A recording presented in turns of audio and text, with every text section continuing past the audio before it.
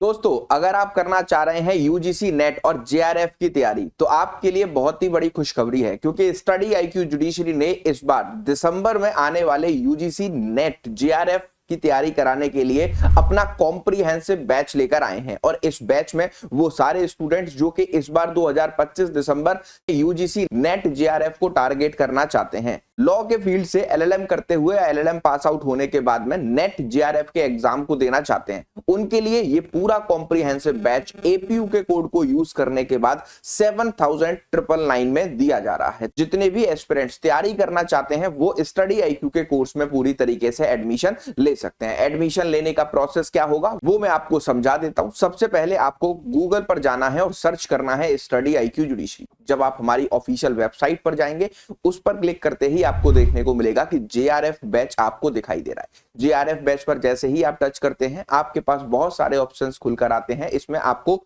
Left hand side में दिखाई देगा एंटर कूपन कोड। उसमें आपको मेरा मेंटोरशिप पाने के लिए और मैक्सिमम डिस्काउंट अवेल करने के लिए एपीयू, ये मेरा कोड है, इसको यूज करना होगा। जैसे ही आप इस कोड को यूज करेंगे, आपको ये बैच 7999 में पूरी तरीके से मिल जाएगा, वो भी 12 मंथ्स की वैलिडिटी के साथ। तो आप इस तरीके से यूजीसी नेट और जेआरएफ की तैयारी कराने वाले बैच को ज्वाइन कर सकते हैं। Hello and welcome back to our channel study IQ judiciary. दोस्तों, मैं Apoorv Sharma, senior faculty study IQ judiciary, और आज के इस सेशन में हम मुस्लिम लॉ के बारे में डिस्कस करने वाले हैं। मोहम्मदन लॉ हमारा एक फैमिली लॉ है, और दूसरी सबसे इंपॉर्टेंट बात कि फैमिली लॉ हमारे जुडिशरी के पॉइंट ऑफ व्यू से कितना इंपॉर्टेंट हो जाता है, और इसमें हमें क्या क्या चीजें पढ़नी है, क्योंकि मोहम्मदन लॉ कोई भी हमारा पूरी तरीके से कोडिफाइड लॉ नहीं है। जब हम बात करते हैं इंडिया में पर्सनल लॉज की, तो मेजरली हमको जो है दो लॉज दिखाई देते हैं।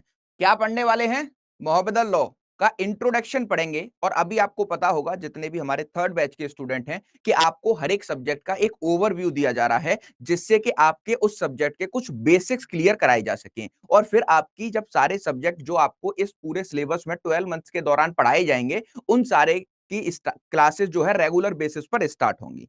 ठीक, चलो।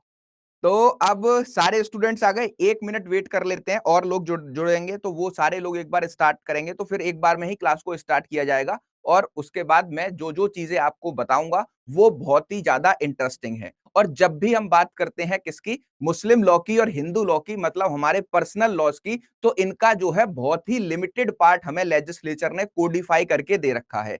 अब इन सारे लॉज को पढ़ने के लिए जो हमारे पुराने कस्टम्स हैं और ट्रेडिशंस हैं, उनके बेसिस पर हम इन सारे कॉन्सेप्ट्स को समझते हैं। तो इन कॉन्सेप्ट्स को समझने के लिए आपको बेसिक कुछ चीजों का ध्यान रखना होगा। यहां पर हमें ज्यादा सोर्स नहीं मिलते हैं पर्सनल लॉज को पढ़ने के लिए, तो जो भी चीज मैं पढ़ाऊंगा उसके कॉन्सेप्ट की क्लियरिटी आपको रखनी होगी। और अगर आपको नहीं समझ आ रहा है, तो क्लास के एंड में, पहला मेरा डिस्क्लेमर, जब तक मैं पढ़ाऊंगा सीरियस होकर, फोकस्ड होकर मेरे साथ पढ़ना होगा। और क्लास के एंड में जब तक एक एक बच्चे का डाउट क्लियर नहीं हो जाता उस क्लास के टॉपिक से, मैं अपनी क्लास एंड नहीं करूंगा। लेकिन जब मैं बीच में पढ़ा रहा हूंगा, तो आप लोगों से मेरी एक ही रिक्वेस्ट है कि कंसंट्रेशन लेवल को पूरी तरीके से बनाकर रखिएगा। ठीक, चलो तो स्टार्ट करें फिर आज की क्लास। बताइए।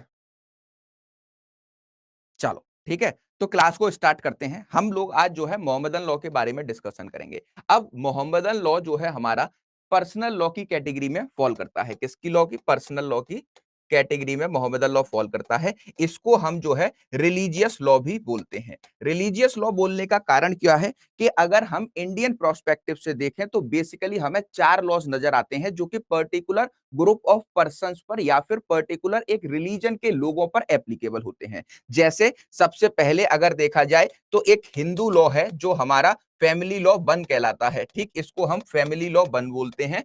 और जो हमारा दूसरा मुस्लिम लॉ है, या फिर आप मोहम्मदन लॉ इसको बोल सकते हैं, इसको हम फैमिली लॉ 2 बोलते हैं। क्लियर? तीसरा हमें दिखाई देता है क्रिश्चियनिटी एक्ट। ये जो एक्ट है हमारा क्रिश्चियनिटी एक्ट, ये जो है हमारा क्रिश्चियन पर ऑल ओवर इंडिया एप्लीकेबल होता है। और एक हमें पारसी लॉज भी दिखाई देते हैं। तो इस तरीके से इंडिया में अलग अलग धर्म के लोगों के लिए अलग अलग जो है क्या है, उनके पर्सनल लॉ बनाए गए हैं। लेकिन जब हम जुडिशरी के पॉइंट ऑफ व्यू से बात करते हैं, तो हमें देखने को मिलता है कि जो मोहम्मदन लॉ है या फिर जो हमारा हिंदू लॉ है, दोनों ही लॉज बहुत ज्यादा इंपॉर्टेंट हो जाते हैं। अगर जुडिशरी के प्रोस्पेक्टिव से हम बात करें तो हमें देखने को मिलता है कि वेरियस स्टेट के प्रीलिम्स और मेंस में हमसे ये पूछे जाते हैं। जैसे हरियाणा में आपने देखा, उत्तराखंड में ये आपसे पूछे जाते हैं, यूपी के पेपर में स्पेसिफिक मेंस में और बिहार के पेपर में स्पेसिफिकली मेंस में पर्सनल लॉज के पेपर होते हैं। तो इसीलिए हमको मोहम्मदन लॉ और हिंदू लॉ दोनों के ही कॉन्सेप्ट को बहुत ही डिटेल में पढ़ना होता है। अब इनका कोडिफिकेशन नहीं होने के कारण हमको ये नहीं पता कि क्या-क्या चीजें हमें इसमें पढ़नी होती हैं। जब हम मुस्लिम लॉ की बात करते हैं तो मुस्लिम लॉ एक बहुत ही ज्यादा वाइड एंगल एरिया है जिसको कवर करना एक तरह से इम्पॉसिबल है, क्योंकि अगर हम अरब कंट्रीज की बात करें तो हमें देखने को मिलता है कि जो मोहम्मदन लॉ का कॉन्सेप्ट है वो जो है डिफरेंट डिफरेंट कंट्रीज में अलग अलग कॉन्सेप्ट्स को फॉलो करते हैं, लेकिन सबका क्या मानना है कि मुस्लिम लॉ में जो गॉड है वो कौन है? अल्लाह है, और प्रॉफिट मोहम्मद साहब जिनके द्वारा इस्लाम की स्थापना की गई और लोगों को इस्लाम बताया गया। मतलब मुस्लिम धर्म की स्टार्टिंग कहां से होती है? जो लास्ट मैसेंजर ऑफ गॉड थे, कौन? प्रॉफिट मोहम्मद साहब, उनको अल्लाह के दूत एंजल गब्राइल के द्वारा डायरेक्ट एक जो है उपदेश दिए गए और उन उपदेशों को फॉलो करते हुए प्रॉफिट मोहम्मद साहब ने इनको जो है सबको बताना शुरू किया। उसके बाद उनका जो है फैन बेस और बोल सकते हैं कि फॉलोअर्स जो बातें वो बताते थे जो कि अल्लाह के द्वारा डायरेक्टली उन तक पहुंचाई जाती थी, वो जो है लोगों के समझ आने लगी और लोग जो है इसको फॉलो करने लग गए। तो जब तक प्रॉफिट मोहम्मद साहब यहाँ पर रहे तो सारे डिसीजन इस्लाम से रिलेटेड सिर्फ और सिर्फ प्रॉफिट मोहम्मद साहब ने लिए, और वो भी जो है सारी चीजें एंजल गब्राइल के द्वारा उनको बताई गई थी। ठीक, तो इस तरीके से इस्लाम की स्थापना होती है और फिर धीरे धीरे हमें देखने को मिलता है कि during the life time of prophet Mohammed ही जो है इस्लाम वेरियस कंट्रीज में फैल जाता है। अगर हम प्री इस्लामिक अरेबिया की बात करें तो प्री इस्लामिक अरेबिया मतलब जब से इस्लाम धर्म की स्थापना हुई उससे पहले की अगर मैं आपको एक स्टोरी बताना चाहूं तो अरब में बहुत ज्यादा पैथेटिक कंडीशंस थी। चोरी, डकैती, लूटपाट, खाना, भुखमरी, ऐसी सिचुएशंस वहां पर हमें देखने को मिलती थी और महिलाओं को कोई भी अधिकार नहीं दिए जाते थे। इसी सारी चीजों को देखते हुए जब प्रॉफिट मोहम्मद साहब का जन्म हुआ तो उन्होंने भी अपने जीवन के लगभग जो है 25 साल इन सारी सिचुएशंस को जो है फॉलो करते हुए बिताए, और उसके बाद जब वो एक केव, हीरा नामक केव में गए और वहां पर उन्होंने भगवान की तरफ, ईश्वर की तरफ अपना ध्यान लगाया, तब उनको 40 साल की उम्र में पहला लेसन जो है, या फिर आप बोल सकते हैं अल्लाह के थ्रू, एंजल जबराइल के थ्रू जो है पहला लेसन देखने को मिलता है, जिसको हम उपदेश भी बोल सकते हैं। तो पहला उपदेश उनको 40 साल की उम्र में मिलता है। उसको वही नाम से बोला जाता है या फर्स्ट मैसेज ऑफ गॉड के नाम से भी इसको जाना जाता है। इतनी बात अगर क्लियर हुई हो तो एक बार थम्स अप करो, फिर मैं आगे चलता हूं और फिर हम अब दूसरा पॉइंट डिस्कस करेंगे कि जुडिशरी के पॉइंट ऑफ व्यू से ये कितने स्टेट्स के लिए इंपॉर्टेंट है और क्या-क्या चीज हमें इस्लामिक लॉ या मोहम्मदन लॉ को कवर करने के लिए होली सोली जुडिशरी के प्रोस्पेक्टिव से पढ़ना है। अगर मैं थोड़ा तेज बोल रहा हूं तो आप मुझे बता सकते हैं, क्योंकि मैं थोड़ा जब पढ़ाने के मोड में होता हूं बेटा तो बहुत ही ज्यादा स्पीड मेरी हाई रहती है और फिर बिना रुके, बिना सोचे समझे रिपीट अगेन। अब बेसिक से शुरू करूंगा। अब तक सारे स्टूडेंट आई होप जुड़ गए होंगे, ठीक है। अब तक तो बस ये बताया था कि मुस्लिम, मैं बता देता हूं, मोहम्मदन लॉ हम जो है पढ़ने वाले हैं, ये फैमिली लॉ का पार्ट 2 कहलाता है और ये एक हमारा पर्सनल लॉ है, इसको हम रिलीजियस लॉ भी बोलते हैं। जुडिशरी के पॉइंट ऑफ व्यू से अगर हम देखें तो हमें दो तरीके के पर्सनल लॉज दिखाई देते हैं, पहला होता है हिंदू लॉ और दूसरा होता है हमारा मुस्लिम लॉ। इंडियन प्रोस्पेक्टिव की अगर बात करें तो हमें 4 तरीके के जो है पर्सनल लॉज दिखाई देते हैं और छोटे-छोटे धर्मों के अलग-अलग लॉज दिखाई देते हैं। हिंदू लॉ, मुस्लिम लॉ, क्रिश्चियन एक्ट और जो है पारसी लॉ के अकॉर्डिंग हम इंडिया में रहने वाले अलग-अलग धर्म के लोगों को क्या करते हैं, गवर्न करते हैं। अब एग्जाम पॉइंट ऑफ व्यू से मैंने आपको एक बात बताई थी, 4-5 स्टेट्स में मोहम्मदन लॉ पूछा जाता है और हिंदू लॉ भी पूछा जाता है, मतलब पर्सनल लॉ पूछे जाते हैं। जहां पर प्रीलिम्स में कुछ क्वेश्चन आते हैं और कुछ स्टेट के स्पेसिफिक मेंस में पर्सनल क्वेश्चन क्या किया जाता है, पर्सनल लॉ से क्वेश्चन पूछे जाते हैं। इसी वजह से हम जो है इनको पढ़ते हैं। अब मोहम्मदन लॉ हमारा कोई कोडिफाइड लॉ नहीं है। कोडिफाइड मतलब लेजिस्लेचर ने इसको ड्राफ्ट नहीं किया है पूरी तरीके से। लेजिस्लेचर ने इसके कुछ पोर्शन जो हमारे पर्सनल लॉज हैं, वो उनके कुछ पोर्शन को ड्राफ्ट कर दिया है जिससे इंडिया में लोगों की गवर्नेंस की जा सके। लेकिन जब हम बात करते हैं मोहम्मदन लॉ की तो कौन-कौन से टॉपिक हमें जुडिशरी के पॉइंट ऑफ व्यू से इसमें कवर करने होंगे। ठीक, तो सबसे पहले आज की क्लास जो होगी वो होगी इसके हिस्टोरिकल बैकग्राउंड पर। हिस्टोरिकल बैकग्राउंड जो है हमारा आज की क्लास का टॉपिक है, और जब मैं आपको मुस्लिम लॉ आपके बैच में पढ़ाने आऊंगा तो मैं आपको टोटल इस्लामिक लॉ के 16 टॉपिक्स कवर कराऊंगा, और ये 16 टॉपिक्स आपको लगभग 30 दिनों की क्लास में 1 महीने तक हम इस्लामिक लॉ को पढ़ते हैं और मुस्लिम लॉ को कवर करते हैं। तो सबसे पहली क्लास हिस्टोरिकल बैकग्राउंड, जहां पर हम समझेंगे कि इस्लामिक लॉ को डिवाइन लॉ के अंदर क्यों रखा जाता है और why it is called religious law. Religious law क्यों बोला जाता है। दूसरी सबसे इंपॉर्टेंट बात कि ये कैसे डेवलप हुआ और प्रॉफिट मोहम्मद साहब का जन्म कैसे हुआ और किस उम्र में जाकर उनको पहला लेक्चर रिसीव हुआ और कब तक वो जिंदा रहे। तो उनकी एक पूरी जर्नी हम जो है हिस्टोरिकल बैकग्राउंड में ही समझ लेंगे।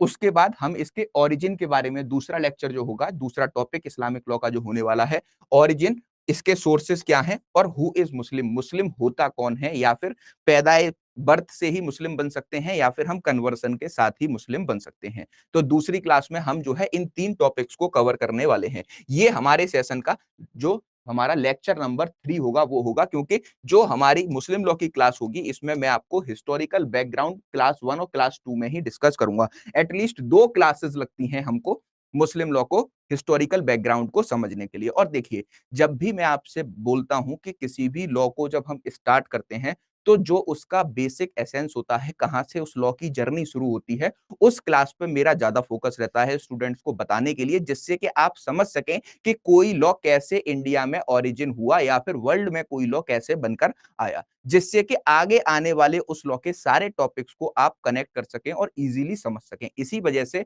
मेरा जो पहला, दूसरा या तीसरा क्लास होता है किसी भी सब्जेक्ट का, वो जो है हिस्टोरिकल बैकग्राउंड पर, इसके ओरिजिन पर, और जो मेन सोर्स होते हैं किसी भी लॉ के, उसको मैं डिटेल में डिस्कशन करता हूं। और इन दोनों टॉपिक में ही हम जो है एटलीस्ट 4 क्लासेस में डिस्कस करते हैं। क्लियर? क्योंकि ये एक स्टैटिक पार्ट नहीं है। स्टैटिक पार्ट मतलब कोई भी कोडिफिकेशन नहीं है। तो वेरियस वेरियस सोर्स से हमको मुस्लिम लॉ पढ़ना होता है, और इन वेरियस वेरियस सोर्स को कंपाइल करके मैं आपको प्रोवाइड करूंगा, जिससे कि आप मोहम्मदन लॉ को बिल्कुल इजीली समझ सकें। क्लियर? अब मैंने स्पीड स्लो कर दी है, ठीक है। अब स्पीड ज्यादा तो नहीं है, एक बार बता दें, ठीक। तीसरा जो टॉपिक हम इसमें पढ़ते हैं वो हम पढ़ते हैं स्कूल्स ऑफ मुस्लिम लॉ, ठीक। इस मुस्लिम लॉ के आपको बेसिकली पता होने चाहिए 2 सेक्ट्स होते हैं, और वो 2 सेक्ट कैसे डिवाइड हुए उनकी कहानी भी आज हम पढ़ेंगे। दोनों सेक्ट्स में पहले आप देखोगे कि एक सुन्नी सेक्ट है, एक जो है सिया सेक्ट है। तो सुन्नी और सिया, जब प्रॉफिट मोहम्मद साहब यहां पर थे और इस्लाम का डेवलपमेंट उनके सामने चल रहा था, तब ये दोनों सेक्ट नहीं हुआ करते थे। सारे लोग ब्लंटली जो है क्या क्या करते थे, प्रॉफिट मोहम्मद साहब को फॉलो किया करते थे। अगर उनके जीवन में कोई भी समस्या किसी भी मुस्लिम फॉलोअर के आ रही है, तो वो सारी सिचुएशंस के लिए प्रॉफिट मोहम्मद के सामने अपनी सारी सिचुएशंस रखा करते थे और उनसे ही सारी चीजों के जवाब लिया करते थे। लेकिन जब प्रॉफिट मोहम्मद साहब नहीं रहे, तो ये डिसाइड करना कि मुस्लिम लॉ का अगला खलीफ कौन होगा, मुस्लिम लॉ का प्रॉफिट मोहम्मद साहब का सक्सेसर कौन होगा। तो जो सुन्नी सेक्ट था, वो सुन्नी सेक्ट कहता था कि जो प्रॉफिट मोहम्मद साहब का ट्रू फॉलोअर है, मतलब जो इस्लाम की हर एक बात को अच्छे से फॉलो करता है, उसको हम क्या बोलेंगे, उसको हम जो है अपना नेक्स्ट सक्सेसर या फिर प्रॉफिट मोहम्मद साहब का नेक्स्ट सक्सेसर मानेंगे। लेकिन सियाज का यहां पर अपोजिट वर्जन था कि एक ग्रुप ऑफ पीपल ये कहने लगा कि नहीं साहब, जो प्रॉफिट मोहम्मद साहब के रिलेटिव्स हैं, उन्हीं रिलेटिव्स में से जो है क्या माना जाएगा, उनका जो है वो सक्सेसर माना जाएगा। मतलब वही वाली कहानी उस टाइम पे प्रिवेल भी करती थी, अगर हम प्री इस्लामिक अरब की बात करें या फिर जब इस्लामिक लॉ का डेवलपमेंट हुआ अरब कंट्रीज में, तब की बात करें कि राजा का बेटा ही राजा होगा, एक सक्सेसर का बेटा ही सक्सेसर हो सकता है। तो सियाज जो है इस थ्योरी पर पूरी तरीके से बिलीव करते थे, और वो यही कहते थे कि जो प्रॉफिट मोहम्मद साहब के रिलेटिव्स हैं, वही क्या होने वाले हैं, वही जो है हमारे पूरी तरीके से नेक्स्ट खलीफ या फिर जो है इस्लामिक लॉ के सक्सीडर होंगे। ठीक, तो इस चीज को जो है सियाज ने माना, और प्रॉफिट मोहम्मद की डेथ के बाद ये दोनों ग्रुप जो है आगे बढ़ गए। अब इस इनके भी जो है क्या 3 या सुन्नीस की बात करें तो 4 स्कूल्स दिखाई देते हैं, सियाज की बात करें तो 2 स्कूल्स दिखाई देते हैं। तो जो हमारा नेक्स्ट क्लास होगी, जो नेक्स्ट टॉपिक होगा इस्लामिक लॉ का, वो होने वाला है schools of Muslim law. Important topic है, मेंस में कई बार इससे जो है आपको क्वेश्चन देखने को मिलता है। क्लियर? चलो, फिर उसके आगे एक यूनिक कॉन्सेप्ट पढ़ेंगे, कन्वर्जन टू इस्लाम, कि क्या कोई भी इंसान जो है सिर्फ बर्थ से होता है या फिर कन्वर्ट करके भी आप इस्लाम मतलब इस्लाम कबूल करके मुस्लिम बन सकते हैं। तो हम कन्वर्जन टू इस्लाम में एक बहुत ही इंटरेस्टिंग केस लॉज को डिस्कस करेंगे, जहां पर लोगों ने अपनी दूसरी शादी करने के लिए इस्लाम को अडॉप्ट करने लगे। और क्योंकि हिंदू लॉ के अकॉर्डिंग अगर पर्सनल लॉ में जाओगे तो एक शादी एट अ टाइम कर सकते हो जब तक आपका स्पाउस जिंदा है, और जब तक स्पाउस के जिंदा रहते हुए अगर आपने दूसरी शादी कर ली तो आप बाइगेमी के लिए लायबल हो जाओगे। तो इसी वजह से लोगों ने इसका लूप होल निकाला कि हम जो है मुस्लिम धर्म को अडॉप्ट कर लेते हैं, और मुस्लिम धर्म के अडॉप्ट करने के बाद वहां पर 4 शादियों का कॉन्सेप्ट है। तो कुछ हिंदूज जो है अपने पर्सनल बेनिफिट्स के लिए क्या करने लगे, इस्लाम में कन्वर्ट करने लगे, जहां पर आपको धर्मेंद्र हेमा मालिनी वाला केस में आपको पढ़ाने वाला हूं। बहुत ही इंटरेस्टिंग केस है। और उसके बाद honourable supreme court of India ने जो भी लोग मुस्लिम लॉ का मिसयूज कर रहे थे उनको जो है क्या, उनको किस तरीके से इस्लाम में कन्वर्ट होने से रोका। तो ये हमारा एक इंपॉर्टेंट टॉपिक है जो कि आपको मींस प्रोस्पेक्टिव से और इंटरव्यू में कई बार इससे क्वेश्चन पूछ लिए जाते हैं। उसके बाद एक important topic that is marriage, निकाह के कॉन्सेप्ट को हम पढ़ने वाले हैं। और आपको पता होना चाहिए कि इस्लामिक लॉ में निकाह को जो है कॉन्ट्रैक्ट ट्रीट किया जाता है, ना कि सैक्रामेंट।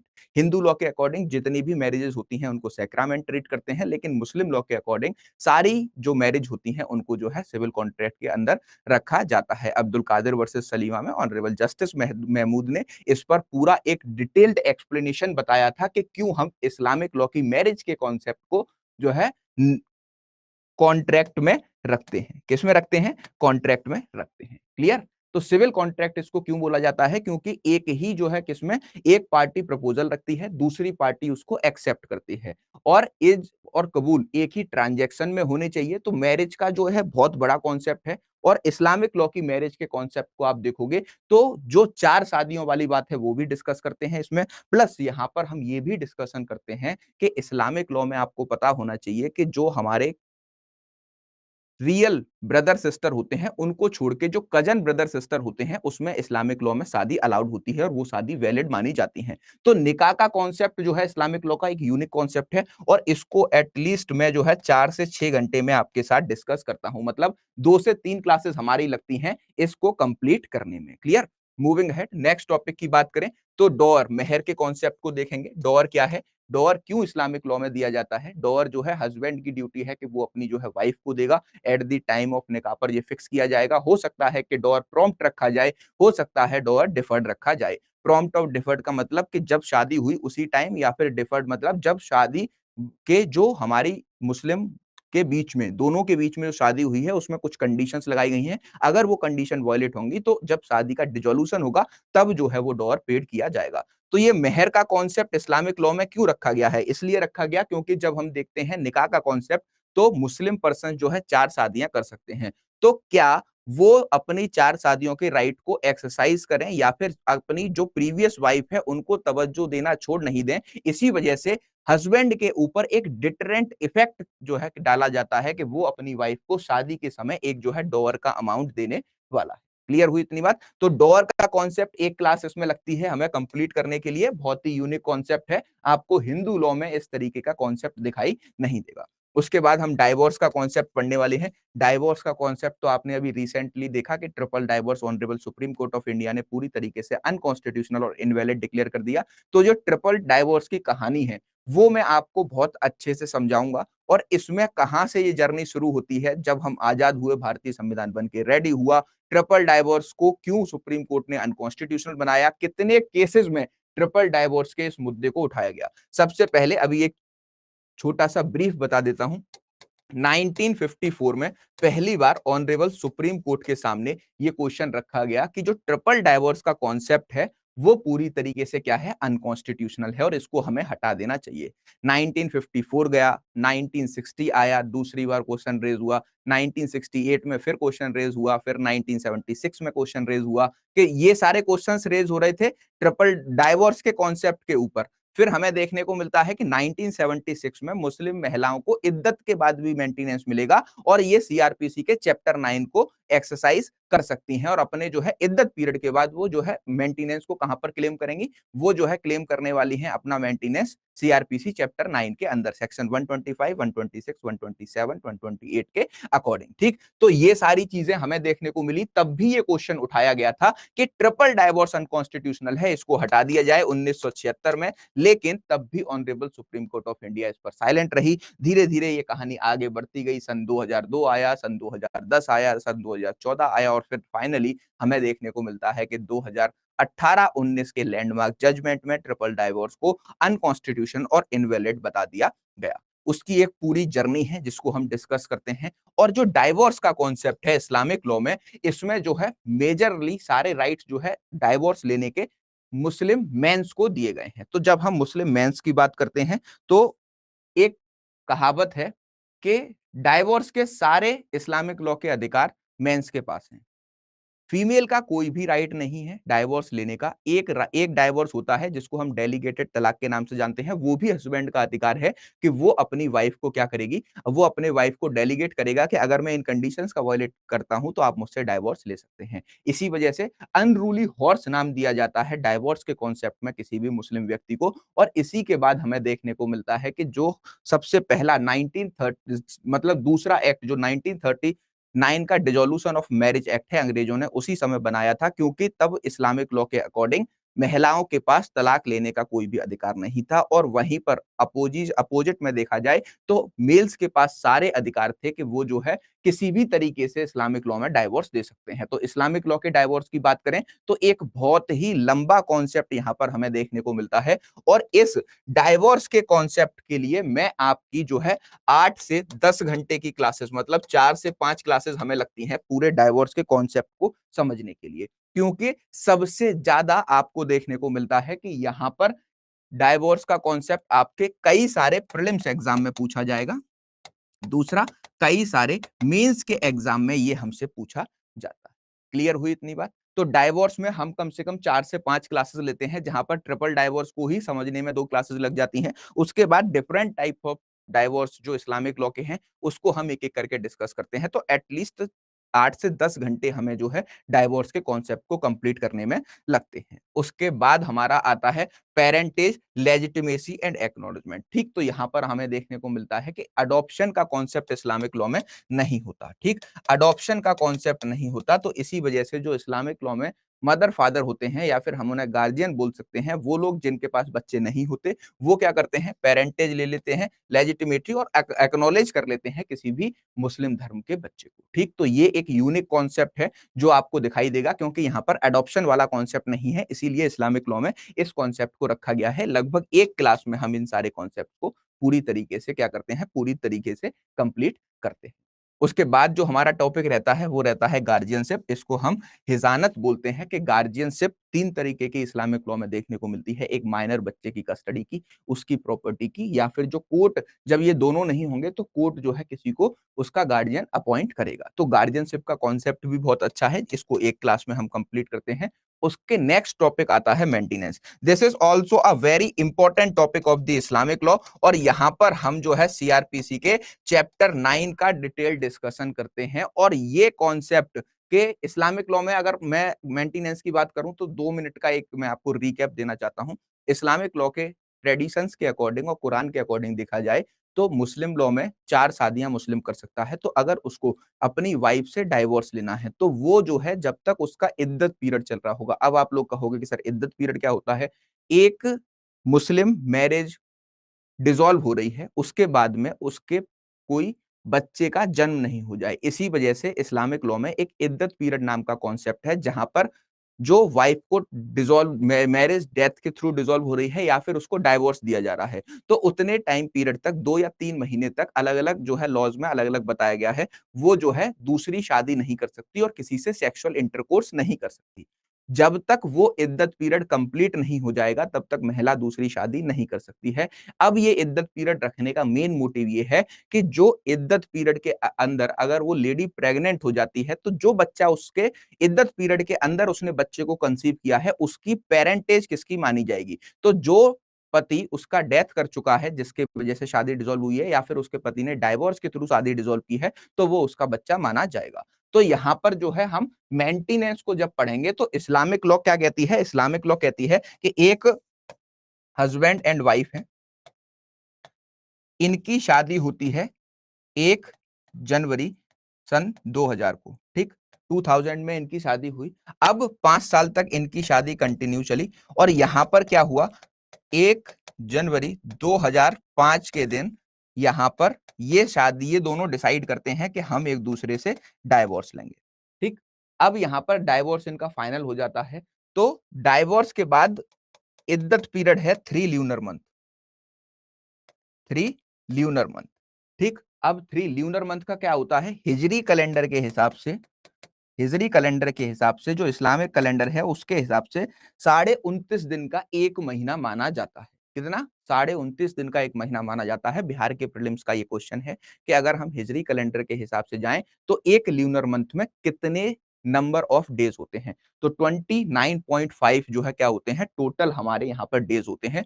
तो 3 ल्यूनर मंथ तक वुमेन क्या कर सकती है, वुमेन जो डाइवोर्स के 3 ल्यूनर मंथ तक सेकंड मैरिज या फिर किसी के साथ सेक्सुअल इंटरकोर्स को परफॉर्म नहीं कर सकती। ये ऑब्लिगेशन इसलिए लगाई गई है कि यहां पर ये दोनों अलग होते हैं और अलग हो जाने के बाद में अगर 3 महीने के अंतराल पर ये लेडी क्या कर रही है, ये लेडी पूरी तरीके से बच्चे को कंसीव कर पा रही है, तो उस बच्चे की पेरेंटेज किसकी होने वाली है, इस हस्बैंड की होने वाली है जिसकी शादी उससे सन 2000 में 1 जनवरी को हुई थी। तो पेरेंटेज को पता लगाने के लिए कि इस बच्चे का रियल बाप कौन है, इसीलिए जो है यहां पर इद्दत पीरियड का कॉन्सेप्ट देखने को मिलता है। तो इस्लामिक लॉ के प्रोस्पेक्टिव से हमें देखने को मिलता है कि जब यहां पर मैरिज डिसॉल्व हुई तो इस्लामिक लॉ हमसे कहता है कि 3 जो हमारे इद्दत पीरियड होंगे उस इद्दत पीरियड तक के लिए ही इस्लामिक व्यक्ति क्या होगा, इस्लामिक व्यक्ति सिर्फ और सिर्फ मेंटेनेंस देने के लिए लायबल है।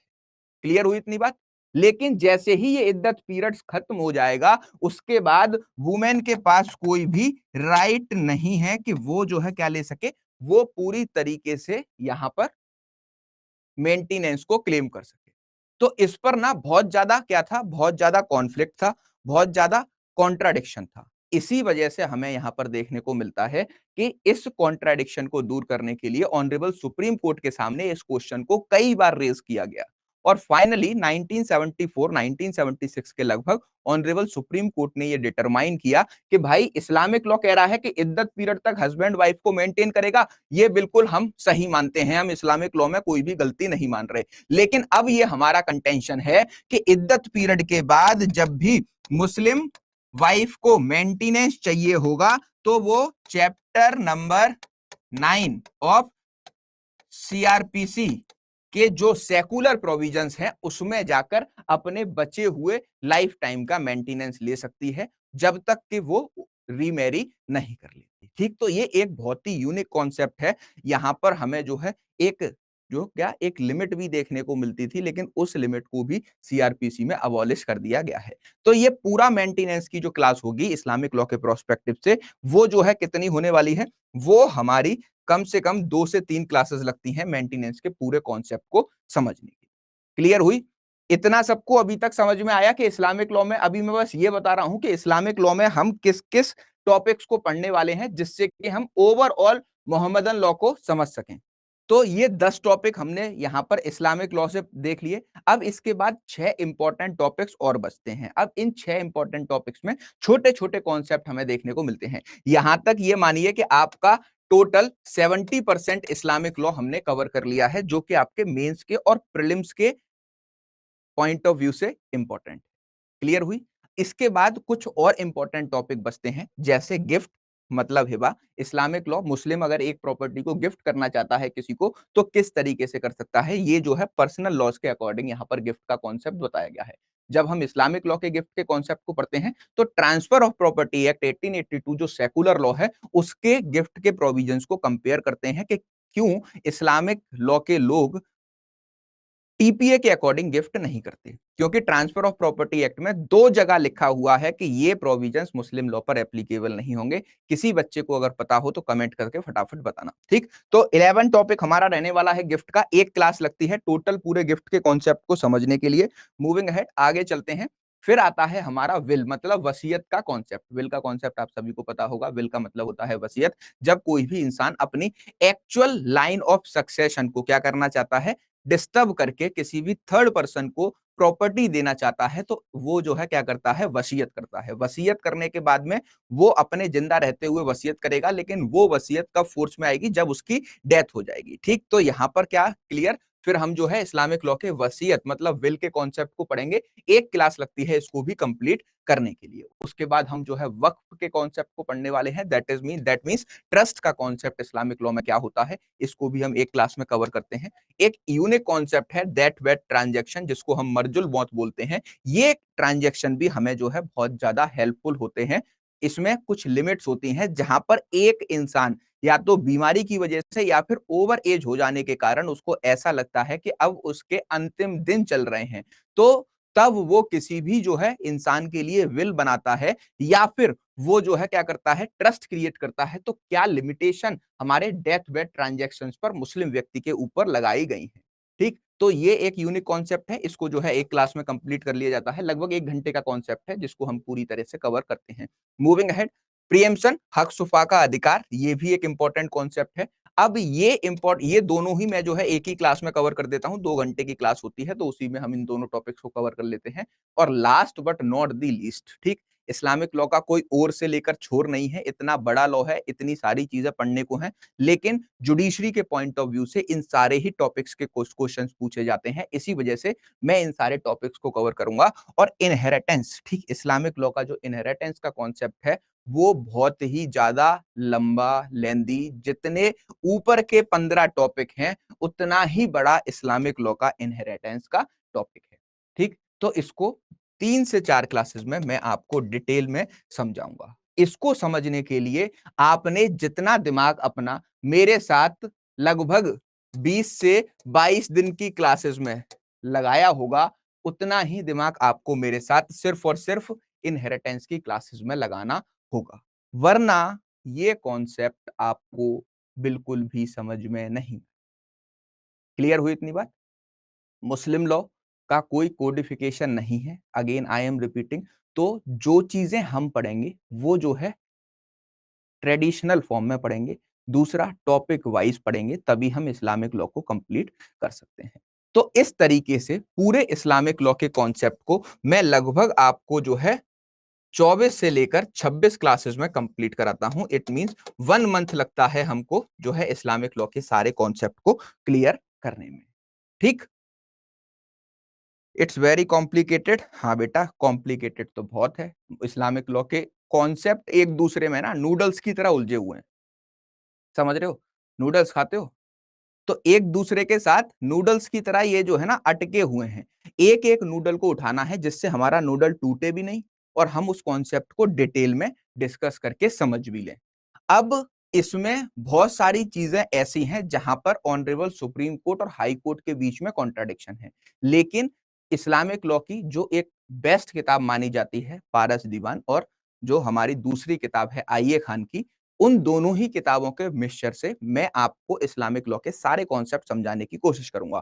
और जो कंट्रोवर्शियल टॉपिक हैं वो सिर्फ और सिर्फ हम जहां पर किसी भी इस्लामिक लॉ के पॉइंट में कंट्रोवर्सी होगी वो सिर्फ और सिर्फ सुप्रीम कोर्ट के जजमेंट से ही रिलाई करके पढ़ने वाले हैं, क्योंकि इन दोनों ही किताबों में कुछ कॉन्सेप्ट पे आपको किसी ऑथर का अलग ओपिनियन मिल जाएगा और दूसरे ऑथर का उसी पर सेम अलग ओपिनियन मिल जाएगा। क्लियर। तो इसी वजह से हम जो है ऐसे कॉन्सेप्ट जहां पर कॉन्ट्राडिक्शन है इस्लामिक लॉ के अंदर, उन सारे कॉन्सेप्ट को क्या करने वाले हैं, उन सारे कॉन्सेप्ट को ऑनरेबल सुप्रीम कोर्ट के जजमेंट्स के थ्रू ही हम कवर करने वाले हैं।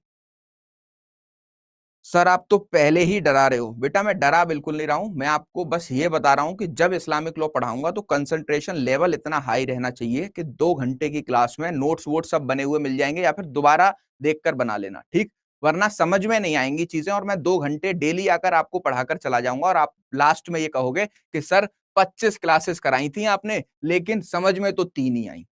ठीक, डरा नहीं रहा हूं, बहुत ही इजी है लॉ। ठीक, इस्लामिक लॉ को पढ़ना बहुत ही इजी है और इसमें कोई भी जो है घबराने वाली बात नहीं है। बस इसका कोई सोर्स नहीं है। जैसे इंडियन पीनल कोड पढ़ते हैं ना, तो लेजिस्लेचर ने ना आईपीसी को डिफाइन किया है, हर एक सेक्शन के इंग्रेडिएंट है, हर एक सेक्शन में इलस्ट्रेशन दी गई है, कब जो है किस व्यक्ति ने कौन सा क्राइम किया उसको किस सेक्शन में लायबल किया जाएगा, सिचुएशंस देख के हम पता कर लेते हैं। लेकिन ये जो है क्या है, अब देखो मेंटेनेंस का जो कॉन्सेप्ट है ना इस्लामिक लॉ में, क्यों मैं ये सारी चीजें कह रहा हूं उसको भी बता दे रहा हूं। मेंटेनेंस का कॉन्सेप्ट है ना, इस्लामिक लॉ क्या कहती है कि एक पति अपनी पत्नी को तब तक ही मेंटेनेंस देगा जब तक कि वो इद्दत पीरियड को फॉलो कर रही है। इद्दत पीरियड खत्म होते ही इस्लामिक लॉ का क्या होगा, इस्लामिक लॉ के अकॉर्डिंग वो मुस्लिम मैन अपनी वाइफ को मेंटेन करने के लिए लायबल नहीं है। लेकिन इस पर ऑनरेबल सुप्रीम कोर्ट ने इतने केसेस में ये हेल्ड किया और उसके बाद ये कॉन्सेप्ट निकल कर आता है कि इद्दत पीरियड के बाद chapter 9 of CrPC secular law में मुस्लिम महिला भी मेंटेनेंस क्लेम कर सकती है। ठीक, तो अब ये कॉन्सेप्ट मैं आपको ऐसे ही बता दूंगा मेंटेनेंस के कॉन्सेप्ट को पढ़ाने के बाद जो इस्लामिक लॉ में बताया गया है, और उसके बाद जो रीसेंट केस है उसको अगर मैंने आपको समझा दिया कि भाई इस फाइनल वर्डिक्ट से सुप्रीम कोर्ट ने ये एप्लीकेबल करा दिया। ठीक, तो आपको ना इसकी जर्नी नहीं पता चलेगी कि ये कहां से स्टार्ट हुआ, पहला केस कौन सा था, दूसरा केस कौन सा था, तीसरा केस कौन सा आया, उसमें सुप्रीम कोर्ट ने क्या दिया। तो ये सारी चीजें आप जो है अपने मीन्स में कैसे लिख कर आ पाएंगे, या फिर अगर आपका इंटरव्यू में इस पे कोई क्वेश्चन आ गया तो आप जो है कैसे पैनल को सेटिस्फाई करेंगे कि इसकी जर्नी ये है और इस तरीके से इस केस में ऑनरेबल सुप्रीम कोर्ट ने ये सारी चीजें डिस्कस की। ठीक, तो यहां पर थोड़ा कॉन्ट्राडिक्शन है इस्लामिक लॉ में कुछ पॉइंट्स पर, उसको जो है ऑनरेबल सुप्रीम कोर्ट के डिसीजन से ही फॉलो करने वाले हैं। ठीक, तलाकुल विद्दत वॉइड, ठीक है। अच्छा, अब ये तो हो गया सिलेबस, तो लगभग 1 महीने में आपको मुस्लिम लॉ पढ़ाऊंगा, ये बात आपने यहां पर जान ली। अब एग्जाम प्रोस्पेक्टिव से कुछ लोग कह रहे थे उसको बता देता हूं। ठीक, तो ये 16 टॉपिक हम कवर करते हैं, इसमें सबसे इंपॉर्टेंट कभी एग्जाम में नहीं पूछा जाता, लेकिन आपके कॉलेजेस के एग्जाम में हमेशा ही पूछा जाता है, इनहेरिटेंस का कॉन्सेप्ट।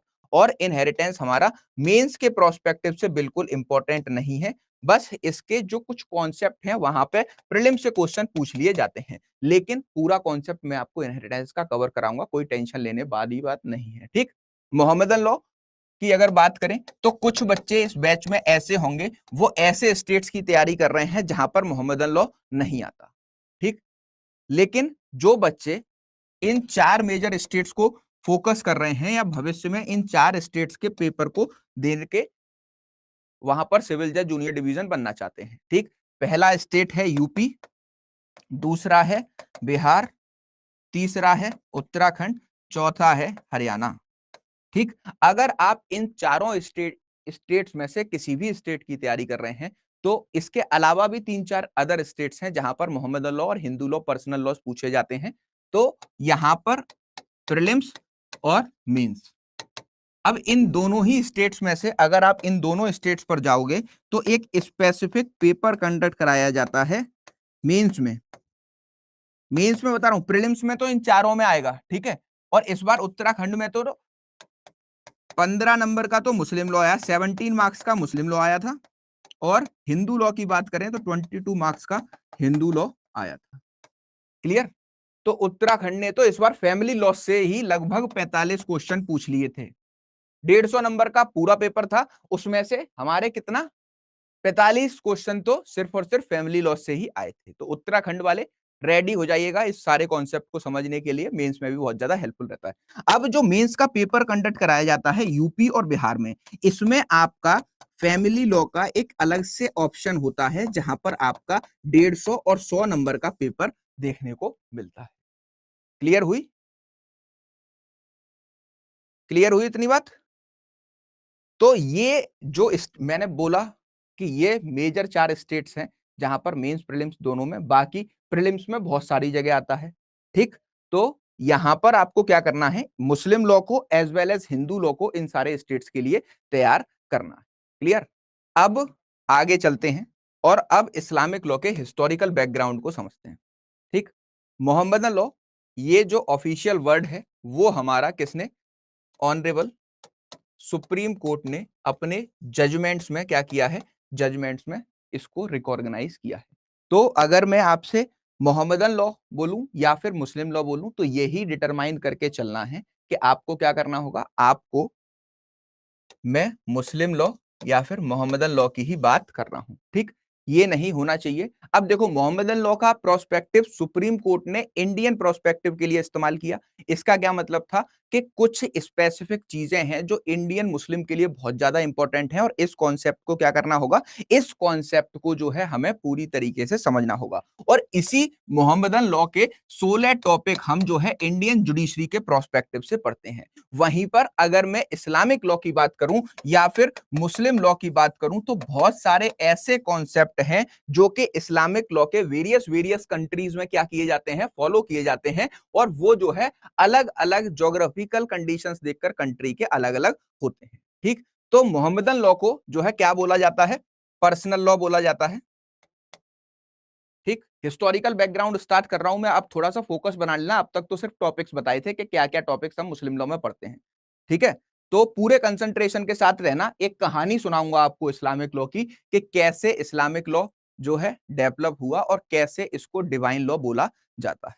ठीक, फिर उसके बाद प्रॉफिट मोहम्मद साहब के बारे में कुछ चीजें जानेंगे और टाइम मिला तो मैं आपको इस्लामिक लॉ के चारों सोर्सेस के बारे में भी बता दूंगा। ठीक, तो अब यहां पर इसको पर्सनल लॉ बोला जाता है। दूसरा, इसको रिलीजियस लॉ बोला जाता है। क्या, रिलीजियस लॉ के अंदर इसको फॉल कराया जाता है। अब यहां पर समझने वाली बात यह है कि रिलीजियस लॉ होते क्या हैं। रिलीजियस लॉ होते क्या हैं? ठीक, तो अगर रिलीजियस लॉ की बात करें तो हमें इंडिया में दो तरीके के रिलीजियस लॉ मेजरली देखने को मिलते हैं। एक होता है हमारा हिंदू लॉ और एक होता है मुस्लिम लॉ। इसके अलावा पारसी लॉ भी है, क्रिश्चियन लॉ भी है, अदर सिक्स का एक अलग जो है गुरु मतलब ग्रंथ को जो फॉलो किया जाता है, जो अलग अलग धर्म के लॉ हैं। लेकिन मेजरली दो तरह के रिलीजियस लॉस इंडिया में दिखाई देते हैं जिनका लेजिस्लेचर ने भी कोडिफिकेशन कर रखा है। ठीक, तो पहला हो गया क्या हमारा हिंदू लॉ, दूसरा हो गया हमारा मुस्लिम लॉ। मुस्लिम लॉ में राइट कर रहा हूं, मोहम्मदन लॉ ही है। ठीक है, और ये क्या है, ओनली एप्लीकेबल टू हिंदूज। ठीक, ये क्या है, only applicable to Muslims. Clear हुई इतनी बात? इस वजह से हम इसको रिलीजियस लॉ बोलते हैं और ये particular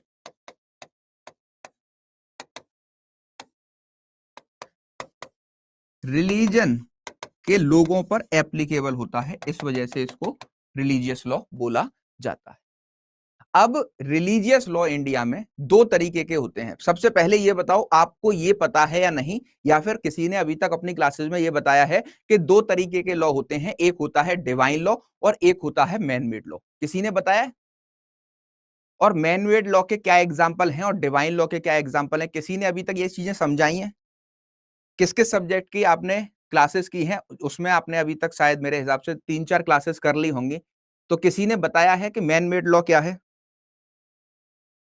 yes sir, no sir, yes sir, no sir, आधे बच्चों ने कर रखी हैं। चलो मैं बता देता हूं, ठीक है, और फिर उस प्रोस्पेक्टिव से आप ना इस्लामिक लॉ को समझना शुरू करेंगे मेरे साथ में। ठीक, तो रिलीजियस लॉ क्यों बोले जाते हैं? क्योंकि ये सिर्फ हिंदू पर एप्लीकेबल हैं और हिंदू को कवर करते हैं ऑल ओवर इंडिया, और ये मुस्लिम्स को कवर करते हैं, इसीलिए ये रिलीजियस लॉ है। तीसरी इंपॉर्टेंट बात कि अगर इंडियन प्रोस्पेक्टिव से देखें, इंडियन प्रोस्पेक्टिव से देखें तो हमें क्या कहते हैं, दो तरीके के लॉ दिखाई देते हैं। पहला होता है क्या, पहला होता है हमारा डिवाइन लॉ, एक होता है हमारा मैन मेड लॉ। अब देखो, मैन मेड लॉ वो लॉज हैं जो कि एक पर्सन के द्वारा दूसरे पर्सन को बनाकर दिए गए हैं। मतलब जैसे अगर इंडियन प्रोस्पेक्टिव से देखें तो इंडियन पार्लियामेंट के पास ये अधिकार है कि वो क्या कर सकते हैं, इंडियन टेरिटरीज के लिए लॉ बना सकते हैं। अब पार्लियामेंट में किन लोगों को सिलेक्ट करके भेजा गया है? पार्लियामेंट में जो है आपको पता होना चाहिए, तीन चीज होती हैं इंडियन पार्लियामेंट में। पहले होते हैं हमारा लोकसभा, दूसरा होता है राज्यसभा, और प्रेसिडेंट को भी इंडियन पार्लियामेंट के अंदर इंक्लूड किया जाता है। तो जब इंडिया के प्रोस्पेक्टिव से जो भी इंडिया के लोगों के द्वारा चुने गए रिप्रेजेंटेटिव पार्लियामेंट में बैठते हैं और वो इंडिया को गवर्न करने के लिए सारे लॉज बनाते हैं। ऐसे ही जब हम स्टेट्स की बात करते हैं तो जैसा हमारा सेंट्रल का स्वरूप दिखाई देता है, उसी तरीके से हमारा स्टेट लेवल पे भी जो है हर एक राज्य सरकार को कुछ मैटर्स पर लॉ बनाने की इजाजत दी गई है। ठीक, तो जब हम अपने रिप्रेजेंटेटिव को लोकसभा में सेलेक्ट करके भेज देते हैं और वो लोकसभा के रिप्रेजेंटेटिव मिलके क्या करते हैं, राज्यसभा के लोगों को चुन लेते हैं, तो लोकसभा और राज्यसभा में हिंदुस्तान को चलाने वाले, हिंदुस्तान के लोगों का प्रतिनिधित्व करने वाले सारे लोगों को बिठाया जाता है और इन दोनों ही सदनों में अगर कोई भी लॉ लाया जाएगा तो सबसे पहले या तो वो लोकसभा में रिप्रेजेंट किया जाएगा, फिर उस पर 3 बार जो है चर्चा होगी, 3 बार उसकी रीडिंग की जाएगी, फिर उसको जो है पास कराया जाएगा। अगर मेजॉरिटी ये डिसाइड करती है कि लोकसभा में बिल को 3 बार रीड करने के बाद और 3 बार में जो है उसके बाद वोटिंग कराने के बाद वो पास हो जाता है, तो उसको दूसरे सदन में भेज दिया जाता है। फिर दूसरे सदन में भी जो है क्या होगा, सेम प्रोसीजर होता है, जहां पर जैसे लोकसभा में बिल आया, बिल को आने के बाद में उसकी रीडिंग हुई, सारे लोगों ने उस पर चर्चा की, ऐसे ही सेम प्रोसीजर राज्यसभा में होगा, सारे लोग उस पर चर्चा करेंगे, उसको जो है पढ़ा जाएगा और उसके बाद उस पर वोटिंग होगी। जब राज्यसभा से भी वो पास हो जाएगा, तब उस बिल को प्रेसिडेंट ऑफ इंडिया के सिग्नेचर के लिए भेज दिया जाता है। अब ये प्रोसेस कब होगा? ये प्रोसेस जब होगा जब दोनों ही सदन अपनी अपनी जो है किसके साथ, मेजॉरिटी के साथ उस बिल को पास कर चुके हैं। और जब वो प्रेसिडेंट ऑफ इंडिया की एसेंट के लिए जा रहा होगा और वहां पर जैसे ही प्रेसिडेंट ऑफ इंडिया अपनी सील लगाकर, सिग्नेचर लगाकर उस पर कंफर्म कर देंगे, वैसे ही वो बिल जो है एक्ट कहलाने लग जाएगा, या फिर वो जो है क्या कहलाने लग जाएगा, कोड कहलाने लग जाएगा, जो भी उसका नाम रखा गया होगा। क्लियर? तो ये ही एक बेसिक डिफरेंस होता है किसमें, बिल में और एक्ट में, और इसी तरीके से इंडिया में लॉ बनाए जाते हैं। इतनी चीज समझ में आई? बिल और एक्ट का डिफरेंस भी समझा दिया मैंने आपको। थोड़ा सा अगर किसी ने फोकस रखा हो तो 2 वर्ड का मैंने यहां पर यूज किया कि जब पार्लियामेंट के किसी भी हाउस में कोई भी जो है क्या, कोई भी बिल मतलब कोई भी रिटर्न फॉर्मूला जो कि इंडिया में कानून बनने वाला है, उसकी सारी डिटेलिंग 3-3 बार पढ़ने के बाद उस पर वोटिंग करके दोनों सदन पास करते हैं और वो जब राष्ट्रपति की सहमति के पास पहुंच जाता है और राष्ट्रपति उस पर अपने हस्ताक्षर करते हैं और सील लगाते हैं, उसी दिन से वो क्या कहलाता है, वो बिल जो है एक्ट कहलाता है, कानून बन के रेडी हो जाता है। या फिर अगर उसका कोड नाम रख दिया गया है CrPC, civil CPC, Indian penal code, तो वो जो है क्या हो जाएगा, कोड बन के रेडी हो जाएगा। मतलब पार्लियामेंट ऑफ इंडिया ने प्रेसिडेंट की सहमति के साथ एक कानून को बना दिया। दूसरी सबसे इंपॉर्टेंट बात क्या रही यहां पर, दूसरी सबसे इंपॉर्टेंट बात समझने वाली ये है कि पहले वो बिल था जब तक सदनों में पास नहीं हुआ था और राष्ट्रपति की सहमति नहीं मिली थी। राष्ट्रपति की सहमति के बाद वो कानून बन चुका है और अब आपको किसी भी लॉ में 2 डेट्स जो है बहुत ज्यादा इंपॉर्टेंट होती हैं, जो पूछी जाती हैं और स्टार्टिंग में ही लिखी होती हैं।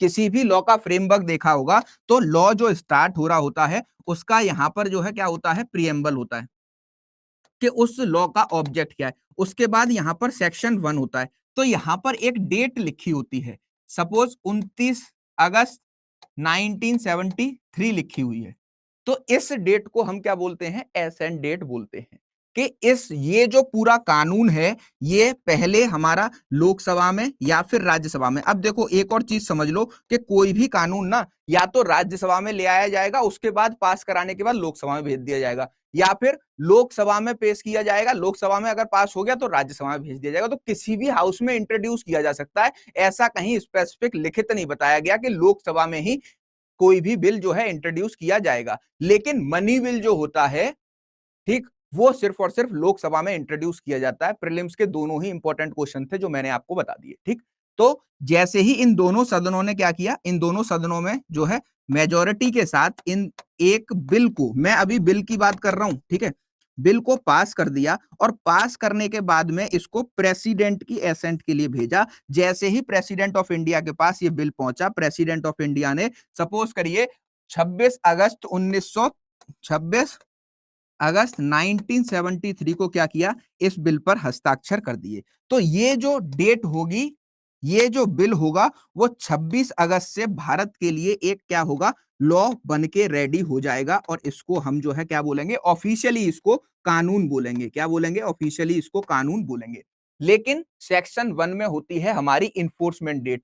इन्फोर्समेंट डेट जैसे मान लो 1973 में कोई कानून बन के रेडी हुआ, अब क्या है कि उसी तरह का सेम कानून हमारे इंडिया में पहले से एप्लीकेबल है या फिर काम कर रहा है, ठीक है। तो उस लॉ को पूरी तरीके से हटाने के लिए और ये नया लॉ किस दिन से भारत में लागू किया जाएगा उसकी एक तारीख तय की जाती है। क्लियर? इतना समझ में आ रहा है ना मैं कहां पहुंचा रहा हूं? वहीं पे पहुंच जाओ, बस एक बार सुनते रहो मैं कहां ले जा रहा हूं, ठीक है। तो ये जो राष्ट्रपति ने जिस दिन सहमति दी, ये वो तारीख है। और पहले सेक्शन में लिखा होगा कि दिस एक्ट में बी कॉल्ड एज, कोई भी जो उस एक्ट का नाम है। दूसरा, it shall came into force, मान लो 1 अप्रैल 1974 लिख दिया, ठीक। तो ये क्या हो गई? ये इसकी इन्फोर्समेंट डेट हो गई कि इस दिन से जो भी हमारा कानून बन के रेडी हुआ वो जो है भारत में एप्लीकेबल हो गया। क्लियर? तो ये दो तारीखें आपके हर एक बेयर एक्ट की इंपॉर्टेंट होती हैं एग्जाम पॉइंट ऑफ व्यू से। अब ये चीजें मत जाओ, अब यहां पर हम कहां थे वहां पर आ जाते हैं। कुछ एक्स्ट्रा ज्यादा बता दिया मुझे लगता है, ठीक। इससे प्रीलिम्स के बहुत सारे क्वेश्चन बनते हैं और मैंने बिल और एक्ट में आपको अंतर समझा दिया और क्या बता दिया कि अब हम आ जाते हैं अपने बैक टू दी बेसिक्स, ठीक। मुस्लिम लॉ कहां थे? डिवाइन लॉ पर और मैन मेड लॉ पर। तो मैन मेड लॉ क्या है? मैन मेड लॉ का एग्जांपल है कि जो हमारा इंडिया का लेजिस्लेचर है, पार्लियामेंट, वो जो है लॉ बना रहा है। तो जो एक व्यक्ति के द्वारा दूसरे व्यक्ति के लिए लॉ बनाए जाते हैं उनको हम मैन मेड लॉ के अंदर रखते हैं। इसका एग्जाम्पल आप ले सकते हो इंडियन पीनल कोड, सीपीसी ले सकते हो, और इसका एग्जाम्पल आप ले सकते हो CrPC, transfer of property act. जो है हमारे लॉज कोडिफाइड किए गए हैं लेजिस्लेचर के द्वारा, वो सारे लॉज जो है मैन मेड लॉज में आते हैं। क्लियर? अब आते हैं डिवाइन लॉ। डिवाइन लॉ क्या होता है? अब डिवाइन लॉ का मतलब क्या है? डिवाइन लॉ का मतलब जैसा कि आप सब लोगों ने मुझे बताया उसी चीज को मैं आगे कंटिन्यू कर रहा हूं कि गॉड मेड लॉज, जो कानून भगवान के द्वारा डायरेक्ट इंसान को दिए गए हैं, या फिर ऐसे कोई लॉज जो कि गॉड के पृथ्वी पे जन्म लेने के बाद as a law, as a custom, as a tradition follow होते रहे और एक कम्युनिटी के लोग उसको अब भी मान रहे हैं, उनको हम बोलते हैं क्या? Divine law. डिवाइन लॉ का बेसिक फॉर्मूला ये है कि जो लॉज गॉड ने डायरेक्ट जो है किसको दिए हैं? मेंस को दिए हैं या पीपल ऑफ सोसाइटी को दिए हैं, वो सारे लॉज कहलाते हैं डिवाइन लॉ। अब इसका एक जीता जाता उदाहरण है हमारा हिंदू लॉ। हिंदू लॉ और मुस्लिम लॉ, ये दोनों ही कानून कैसे हैं? दोनों ही हमारे डिवाइन लॉ के अंदर फॉल करते हैं। और डिवाइन लॉ के अंदर भी ये जो है किसके अंदर फॉल करते हैं? रिलीजियस लॉ के अंदर फॉल करते हैं। ये क्वेश्चन आपके मेंस में पूछा गया था कि डिवाइन लॉ के अंदर पर्सनल लॉज हमारे किस कैटेगरी में फॉल करते हैं, ठीक। तो डिवाइन लॉ के अंदर भी जो है क्या? हिंदू और मुस्लिम लॉ हमारे रिलीजियस लॉ के अंदर फॉल करते हैं। तो ये क्या है? हमारे रिलीजियस लॉ भी हैं। अब देखो, हिंदू लॉ के प्रोस्पेक्टिव से समझो कि हिंदू लॉ में क्या लेजिस्लेचर का कोई इंपॉर्टेंट रोल है या नहीं, कि कैसे लेजिस्लेचर ने इसको इनकॉर्पोरेट किया है। फिर उसके बाद मुस्लिम लॉ की कहानी बताता हूं। तो हिंदू लॉ क्या है? हिंदू लॉ हमारे गीता का सार है, टोटली जो हमारी पुरानी भगवत गीता है उसका सार है, जिसमें हमारे लॉर्ड कृष्णा ने क्या किया? लॉर्ड कृष्णा ने सारे उपदेश अर्जुन को दिए और उसके बाद में ये सारी चीजें सोसाइटी ने ऐसे ही ऐसे जैसे बताई गई वैसे ही अडॉप्ट की गई, और इस तरीके से हमारे हिंदू लॉ का क्या होता है? ओरिजिन होता है। उसके बाद जितनी भी हिंदू देवी देवताओं ने पृथ्वी पर जन्म लिया और अपने लाइफ को जैसे बिताया, वो सारी चीजें भी जो है एज अ कस्टम और ट्रेडिशन कैसे मानी गई, वो सारी चीजें भी हमारी जो है पूरी तरीके से जो है किसके? हिंदू लॉ के अंदर, कस्टमरी प्रैक्टिसेस के अंदर फॉल करने लगी। अब इस तरीके से बहुत 5000 साल पहले क्या हुआ? 5000 साल पहले ये हिंदू लॉ का जन्म हुआ और ये हिंदू लॉ ऐसे ही आगे सोसाइटी में फ्लो करता रहा। उसके बाद क्या हुआ? उसके बाद जो है ब्रिटिशर्स इंडिया में आए। ब्रिटिशर्स इंडिया में आने के बाद उन्होंने भारत को आजादी दे दी। 15 अगस्त 1947 को हम आजाद हुए। तब तक हमारे पास कोई भी हिंदूज के लिए ऐसा लॉ नहीं था जो हिंदूज को गवर्न करता हो। इसी वजह से लेजिस्लेचर ने 1955 में और 1956 में क्या किया?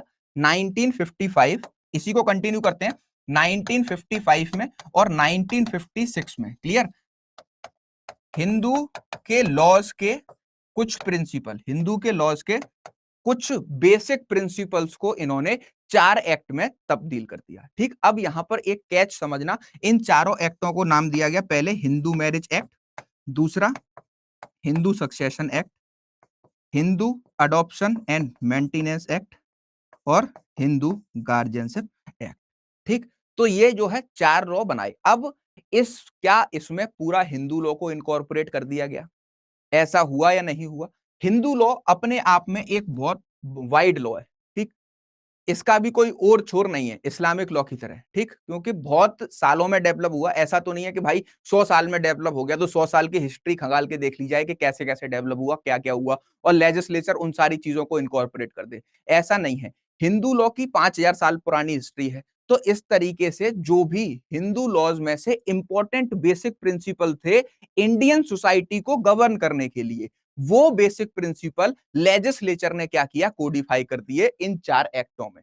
ठीक, जिससे कि इंडिया में रहने वाले सारे हिंदूज जो है पूरी तरीके से आगे, अगर वो मैरिज करेंगे, उनकी प्रॉपर्टी का डिस्ट्रीब्यूशन, कोई भी मेंटेनेंस एडॉप्शन करेगा, या फिर कोई भी जो है गार्जियनशिप एक्ट के अकॉर्डिंग गार्जियन बनना चाहता है, तो ये 4 बेसिक प्रिंसिपल्स के लिए लेजिस्लेचर ने लॉ को कोडिफाई कर दिया 1954 1956 में। लेकिन ओवरऑल हिंदू लॉ का जो बड़ा कॉन्सेप्ट है उसको पूरी तरीके से लेजिस्लेचर ने कवर नहीं किया, क्योंकि ये करना पूरी तरीके से इम्पॉसिबल था। इसी वजह से हमें देखने को मिलता है कि इन एक्ट के होने के बाद भी कुछ ऐसे ट्रेडिशंस हिंदू फैमिलीज में देखने को मिलते हैं जो कि अब भी फॉलो किए जा रहे हैं, जिनका लेजिस्लेचर के द्वारा बनाए गए एक्ट से कोई भी लेन देन नहीं। इसका मतलब जो हमारे डिवाइन लॉ हैं, भगवान के द्वारा जो लॉ हमें प्रोवाइड किए गए हैं, उसमें जो भगवान के द्वारा बताई गई बातें हैं, उन सारी चीजों को लेजिस्लेचर ने वाइंड अप नहीं किया। प्रेजेंट सोसाइटी के अकॉर्डिंग जहां जहां पर डिस्प्यूट हो सकते थे, उस चीज को जो है उन्होंने कोडिफाई कर दिया। क्लियर? तो ये तो हिंदू लॉ की कहानी हुई। तो इस तरीके से जो divine law, Hindu law religious law के अंडर फॉल करता है, भगवान के द्वारा दिया गया लॉ है, और उसको आजादी के बाद लेजिस्लेचर ने कुछ इंपॉर्टेंट टॉपिक्स को इन एक्ट्स में कवर कर दिया है।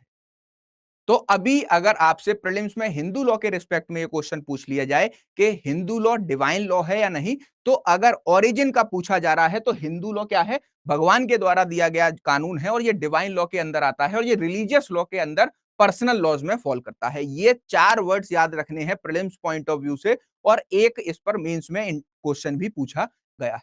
ठीक, तो अभी प्रेजेंट सिचुएशन क्या है कि हिंदू लॉ है, हिंदू लॉ हमारा डिवाइन लॉ है, ये पर्सनल लॉज है जो कि हिंदू पर एप्लीकेबल है, रिलीजियस लॉ की कैटेगरी में फॉल करता है, और इसमें लेजिस्लेचर ने भी अपना रोल प्ले किया है और हिंदूज को ये 4 एक्ट बनाकर दे दिए। क्लियर? अब आते हैं मुस्लिम लॉ की कहानी पे। देखो, मुस्लिम लॉ हमारा क्या है, मुस्लिम लॉ हमारा डिवाइन लॉ है, ये भी पर्सनल लॉ है, इंडिया में रहने वाले मुस्लिम्स पर एप्लीकेबल होगा, जो मोहम्मदन लॉ है वो। ठीक, तो अब डिवाइन लॉ, हम मुस्लिम लॉ को रिलीजियस लॉ या डिवाइन लॉ की कैटेगरी में क्यों रखते हैं, ये समझ लीजिए फटाफट से। देखो, इस्लामिक लॉ में गॉड कौन है, 3 चीजें यहां पे बेसिक समझनी होंगी हमें कि इस्लामिक लॉ में गॉड कौन है। गॉड है अल्लाह। इस्लामिक लॉ को डेवलप किसके थ्रू किया गया, प्रॉफिट मोहम्मद साहब। ठीक, अब अल्लाह की जो लेसन्स थी, जो टीचिंग थी, वो प्रॉफिट मोहम्मद साहब के पास आई। ठीक, कैसे आई, एंजिल गब्राइल के थ्रू। अब एंजिल गब्राइल कौन है, एंजिल गब्राइल अल्लाह का एक दूत है जो कि प्रॉफिट मोहम्मद साहब तक अल्लाह की बातों को पहुंचाते थे, और फिर उन बातों को प्रॉफिट मोहम्मद साहब ने आगे अपने फॉलोअर्स को बताना स्टार्ट किया, और यहीं से कहानी शुरू होती है किसकी, हमारे इस्लामिक लॉ के इमरजेंस की। क्लियर हुई इतनी बात? तो ये 3 इंपॉर्टेंट वर्ड हैं। ऑल ओवर वर्ल्ड जितने भी मुस्लिम्स हैं वो भगवान किसको मानते हैं, तो वो अल्लाह को अपना भगवान मानते हैं। प्रॉफिट मोहम्मद साहब कौन है, प्रॉफिट मोहम्मद साहब जो हैं लास्ट मैसेंजर ऑफ गॉड कहे जाते हैं। ठीक, लास्ट मैसेंजर ऑफ गॉड का मतलब, इस्लामिक लॉ में इससे पहले भी कुछ खलीफ्स हुए, लेकिन उन खलीफ्स के बारे में हम इसलिए नहीं पढ़ते क्योंकि अगर आप प्री इस्लामिक अरब की कंडीशंस में जाएंगे तो उनका जिक्र तो आपको कई इस्लामिक किताबों में मिल जाएगा, ठीक, लेकिन उनके द्वारा अल्लाह का कोई भी उपदेश उन सारे खलीफ्स के पास नहीं आया था, ठीक। तो या तो आप ये कह सकते हैं कि प्रॉफिट मोहम्मद साहब जो हैं वो लास्ट मैसेंजर हैं अल्लाह के, और एंजल जब्राइल के थ्रू सारे लेसन्स जो है अल्लाह ने उनको दिए हैं। तो इसी वजह से जो इस्लामिक लॉ है वो डिवाइन लॉ कहलाता है, क्योंकि ये अल्लाह मतलब जो गॉड हैं उनका लॉ डायरेक्टली प्रॉफिट मोहम्मद साहब के थ्रू किसको दिया गया, मेंस को, जो भी पर्संस ऑफ द सोसाइटी हैं उनको प्रोवाइड किया गया। इसी वजह से मुस्लिम लॉ को हम डिवाइन लॉ की कैटेगरी में फॉल कराते हैं, and that is very important question for the point of interview. अगर आपसे ये इंटरव्यू में क्वेश्चन पूछ लिया जाता है कि why Muslim law is called as divine law, तो बस इतना सा आंसर नहीं होना चाहिए कि भगवान के द्वारा दिया गया लॉ है, इस वजह से हम डिवाइन लॉ के अंदर फॉल कराते हैं। ये 3 बेसिक वर्ड हैं इस्लामिक टर्मिनोलॉजी को समझने के लिए, और इन तीनों को ही क्या करना है, इन तीनों को ही जो है आपको पूरी तरीके से समझना होगा। Sir please repeat. Akanksha Singh, ये बताओ कितने बच्चों को मुस्लिम लॉ को हम डिवाइन लॉ या रिलीजियस लॉ के अंदर क्यों फॉल कराते हैं ये समझ में आया। 2 कॉन्सेप्ट समझा दिए, हिंदू लॉ का भी समझा दिया और मुस्लिम लॉ का भी समझा दिया। मुस्लिम लॉ का भी स्टार्ट किया है, आगे बहुत बड़ी कहानी है। जल्दी से बता दो यहां तक समझ में आया बिल्कुल क्लियरली या नहीं आया। अब एक बच्ची ने लिखा है सर प्लीज रिपीट। कहां से रिपीट करूं, जहां से ये मतलब हिस्टोरिकल बैकग्राउंड स्टार्ट किया है वहां से रिपीट करना है। कहां से बेटा नहीं समझ में आया ये मुझे कैसे पता चलेगा। श्वेता शर्मा, सर बस मुस्लिम लॉ का बताओ। हिंदू लॉ नहीं आएगा पर्सनल लॉ के पेपर में बेटा, सिर्फ मुस्लिम लॉ ही लिख के पास हो जाना है। 50% ही आएगा मुस्लिम लॉ। दोनों चीजें समझ लो। देखो कुछ चीजें ना सिर्फ एग्जाम्पल से और आपको कंपेयर करके ही समझाई जा सकती हैं, इस वजह से मैंने हिंदू लॉ का आपको समझा दिया। अब मुस्लिम लॉ की बारी है, ठीक। चलो अब मैं कंटिन्यू करता हूं। तो कहां पहुंच गए थे हम, ये सारी चीजें आपको समझ आ गई। इसी वजह से इसको हम डिवाइन लॉ के अंदर, हाँ इसी वजह से हम इसको जो है डिवाइन लॉ के अंदर फॉल कराते हैं। क्लियर हुई इतनी बात। अब दूसरी इंपॉर्टेंट बात कि सबसे पहले यहां से इस्लाम की जर्नी शुरू हो रही है जब प्रॉफिट मोहम्मद साहब 40 साल के थे। क्लियर इतनी बात। अब यहां पे आपको ये समझ में नहीं आएगी कि प्रॉफिट मोहम्मद साहब रोल में कैसे आ गए। तो अब सबसे पहले मैं आपको प्रॉफिट मोहम्मद साहब की जर्नी समझाऊंगा कि कैसे कैसे प्रॉफिट मोहम्मद साहब की जर्नी रही है और कैसे कैसे प्रॉफिट मोहम्मद साहब ने आगे आकर इन सारी चीजों को किया और कैसी उनकी लाइफ रही। ठीक, तो पहले प्रॉफिट मोहम्मद साहब के बारे में जानेंगे, फिर आपको धीरे धीरे समझ में आएगा कि कैसे इस्लाम को धीरे धीरे जो है इस्लाम अस्तित्व में आया और पूरे जो है अरब कंट्रीज में फैल गया। तो सबसे पहले जब हम प्रॉफिट मोहम्मद साहब की बात करते हैं,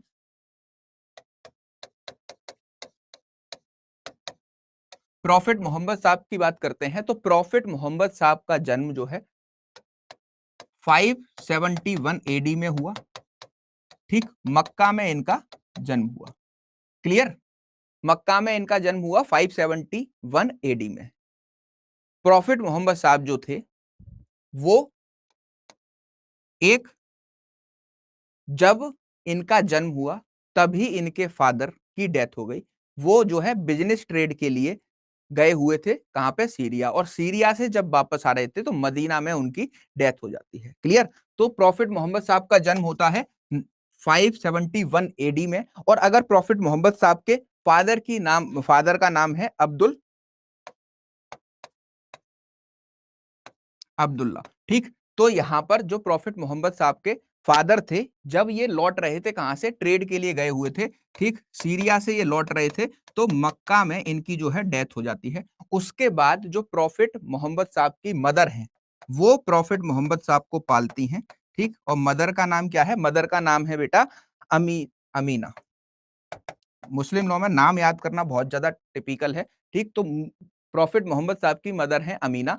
अमीना बेगम जो है क्या करती हैं, 6 ईयर्स तक प्रॉफिट मोहम्मद साहब की देखरेख करती हैं और अपने बच्चे को पाल पोस के बड़ा करती हैं। लेकिन इसके 6 साल की उम्र के जब प्रॉफिट मोहम्मद साहब होते हैं तो इनकी मदर की भी डेथ हो जाती है। क्लियर, अब देखो सबसे पहले 571 एडी में इनका जन्म होता है मक्का में।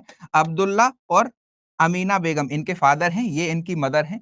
फादर जो है जब इनकी बर्थ हुई थी उससे पहले, मतलब उसके बर्थ होने के 1 साल के अंदर ही वो डेथ कर गए थे, लौटते समय सीरिया से मक्का में। फिर 6 साल तक उनकी मदर ने उनका भरण पोषण किया। 6 साल बाद जो है मदर की डेथ हो गई। उसके बाद ये जो है चले गए किसके पास? अपने ग्रैंडफादर की कस्टडी में। और ग्रैंडफादर ने 2 साल तक इनको क्या किया? 2 साल तक इनकी परवरिश की। लगभग जो है क्या 6 साल की उम्र में गए तो 2 साल जो है ये अपने ग्रैंडफादर के पास रहे। ग्रैंडफादर के पास में रहने के बाद 2 साल बाद जो है इनके ग्रैंडफादर क्या कर गए? इनके ग्रैंडफादर भी डेथ कर गए। उसके बाद ये अपने अंकल के पास चले गए और अंकल के पास जाने के बाद लगभग 8 साल से लेकर लगभग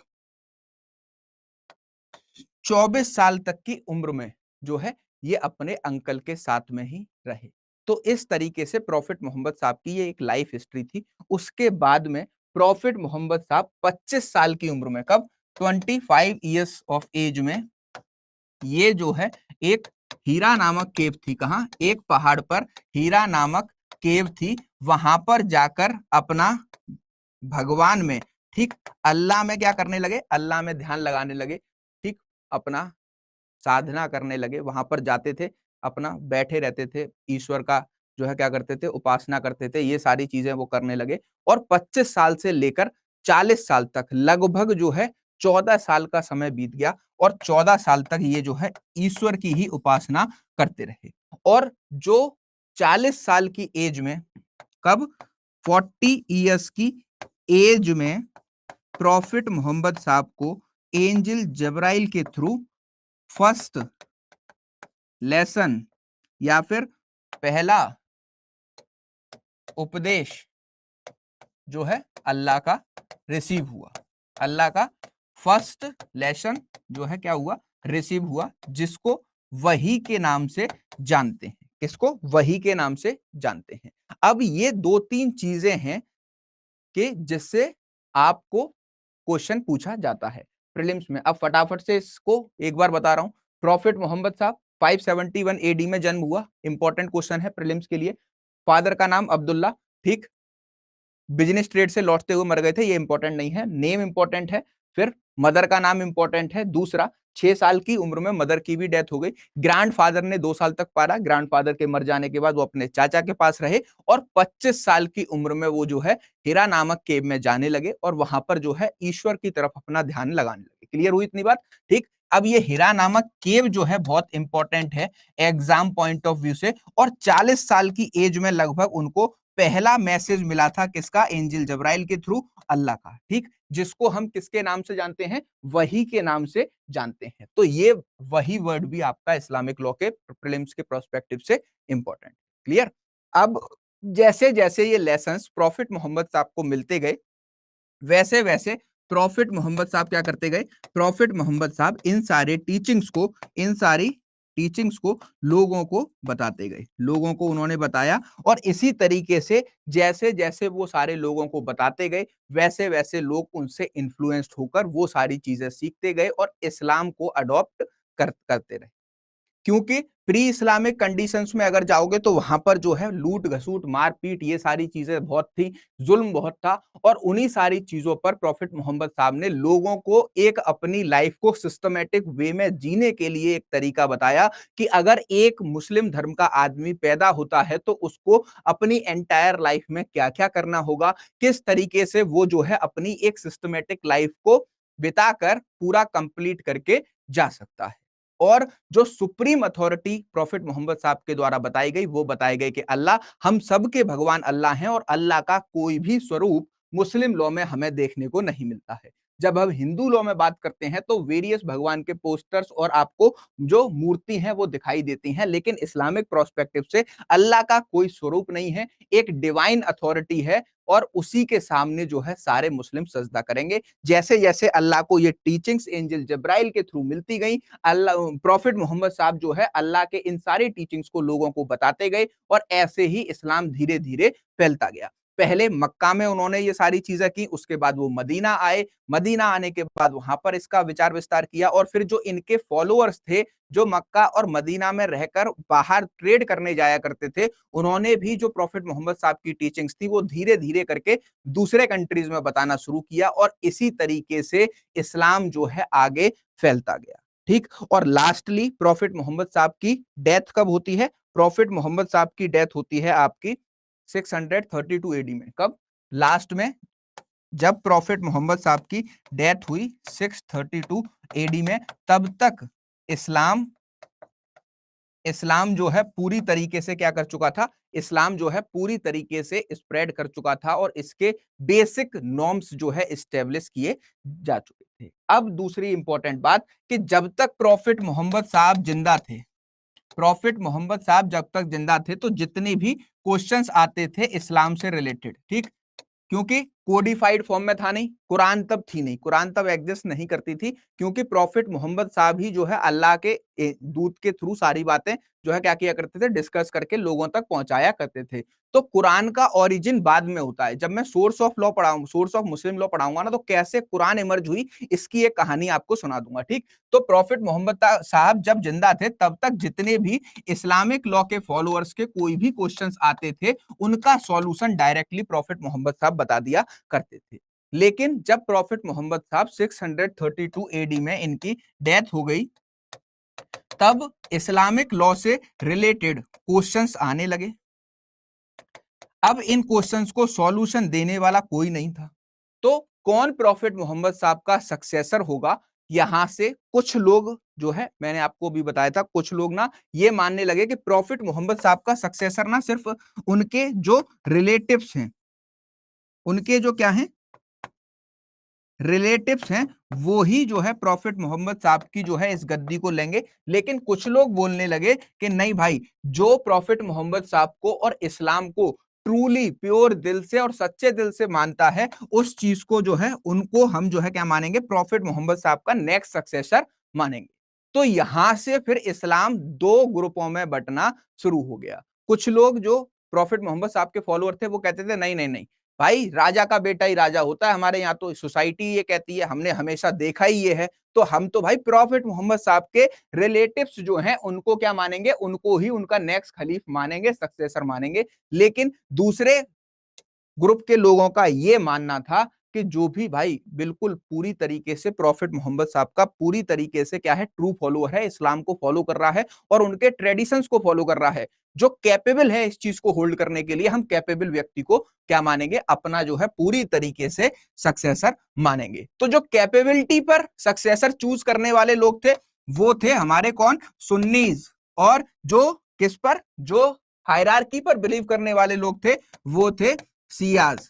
इसी तरीके से यहां से प्रॉफिट मोहम्मद की डेथ के बाद से पूरे वर्ल्ड में यही डिबेट छिड़ी कि सक्सेसर कौन होगा। तो जो लोग ये कहते रहे कि प्रॉफिट मोहम्मद के ही रिलेटिव ही सक्सेसर होंगे, वो सियाज में चले गए, और जो कैपेबल लोगों को बनाना चाहते थे वो सुन्नीज में चले गए। इसी तरीके से इस्लाम का जो है दो ग्रुपों में डिवाइडेशन हो गया। क्लियर? मूविंग अहेड, आगे चलते हैं। अगर सुन्नीस के अकॉर्डिंग बात करें तो पहले कौन थे, दूसरे कौन थे, तीसरे कौन थे, चौथे कौन थे? सियाज के अकॉर्डिंग बात करें तो पहले, दूसरे, तीसरे, चौथे। ठीक, तो सुन्नीज ने जो अपने पहले खलीफ माने वो कौन माने, अबू बकर। कौन? अबू बकर को पहला खलीफ माना गया सुन्नीस के अकॉर्डिंग।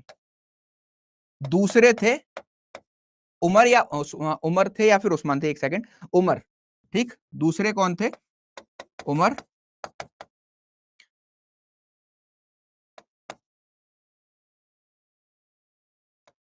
तीसरे थे उस्मान, और एक और हुआ करते थे चौथे, उनका नाम था हजरत अली। अब देखो हजरत अली, अब सुन्नीज ने तो ये किस पर डिसाइड कर दिया भाई, कैपेबिलिटी पर।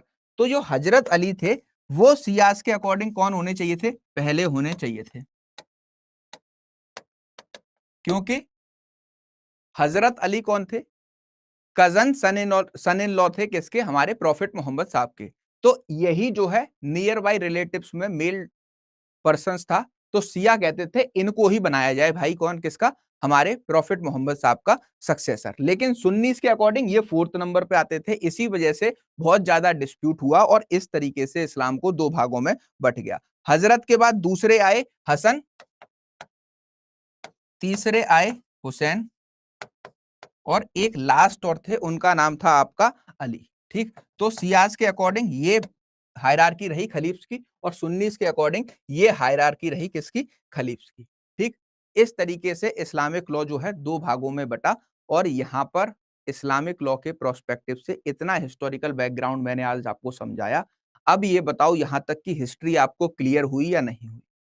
ठीक, प्रॉफिट मोहम्मद स्टार्ट हुआ, हम प्रॉफिट मोहम्मद का जन्म स्टार्ट हुआ, वहां से फिर 25 साल के बाद वो जो है हिरा नामक केव में चले गए, वहां से जाने के बाद 40 साल में पहली चीजें जो है समझ में आई, और पहली चीजें जो है समझ में आने के बाद क्लियर।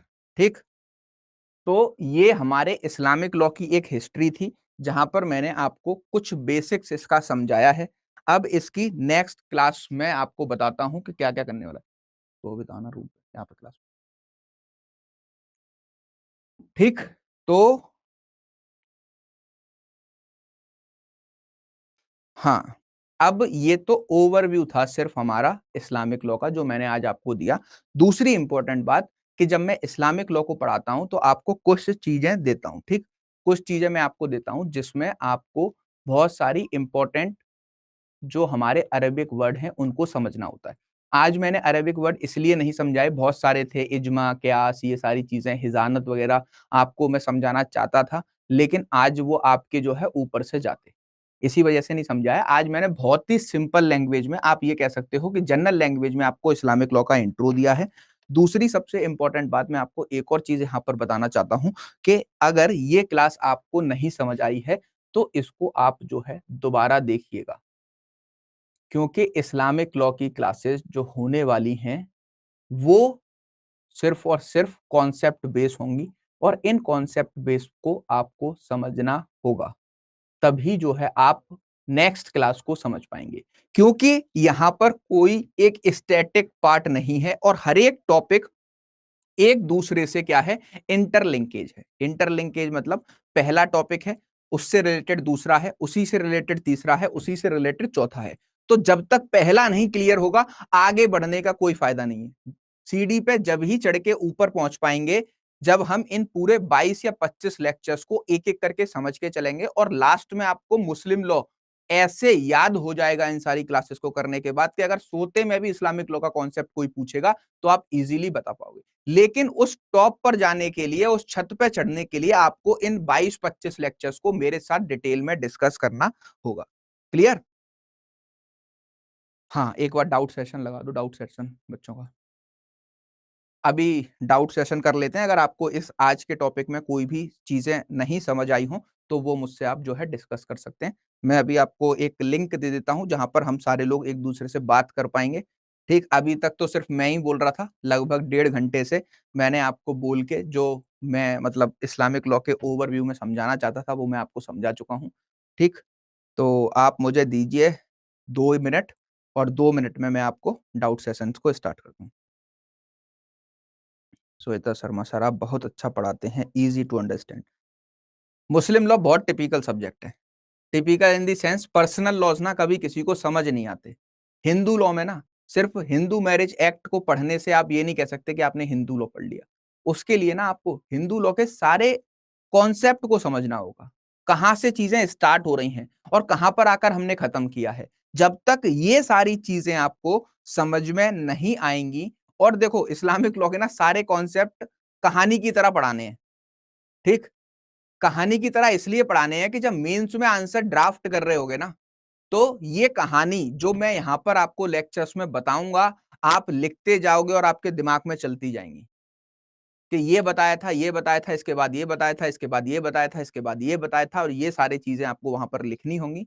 लेकिन आप जो है अगर फोकस्ड रहेंगे तभी मुस्लिम लॉ में आपको पढ़ा पाऊंगा। बहुत सारे टीचर्स मुस्लिम लॉ पढ़ाते हैं, हिंदू लॉज पढ़ाते हैं, वो आते हैं बेयर एक्ट की रीडिंग करके और उसके एक्सप्लेनेशन देकर आपको चले जाते हैं। लेकिन मेरा मुस्लिम लॉ पढ़ाने का तरीका ही ये है कि आपको चीजें कहानी की तरह याद हो, चाहे हम विल का टॉपिक पढ़ें, चाहे हम मेंटेनेंस पढ़ें, हम कोई भी टॉपिक पढ़ें, हर चीज को इतना इजी इंटरप्रेट करके समझ लेना है कि उसको अगर किसी को समझाना पड़े तो बहुत ही नॉर्मल लैंग्वेज में समझाया जा सके। इसका मेन मोटिव क्या है कि जब आप मेंस में आंसर लिख रहे होगे तब आप अपने एग्जामिनर को यह समझाने की कोशिश करोगे कि जो क्वेश्चन उसने पूछा है वो आपको आता है, आपने सारी चीजें पढ़ रखी हैं और आप इतना उसको इजी वे में लिख कर आए कि वो उसको इजीली समझ सके। क्लियर हुई इतनी बात? तो इसी वजह से ऐसे ही हम इस्लामिक लॉ को पढ़ेंगे।